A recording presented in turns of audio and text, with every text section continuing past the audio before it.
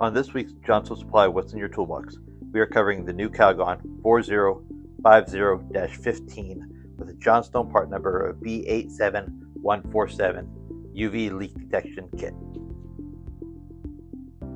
The 4050-15 comes with 100-piece UV LED bulbs with 100,000 hours of bulb life.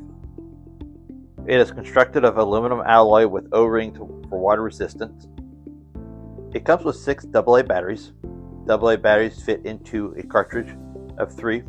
Although it is hard to see, the side of the cartridge has an arrow that points up so you can install them correctly. The high-intensity light finds UV leaks in bright and low-lit areas.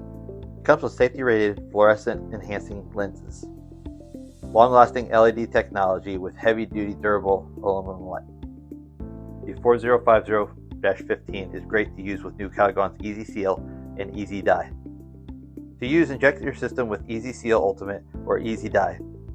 Turn UV flashlight on and scan the system for a bright yellow-green glow.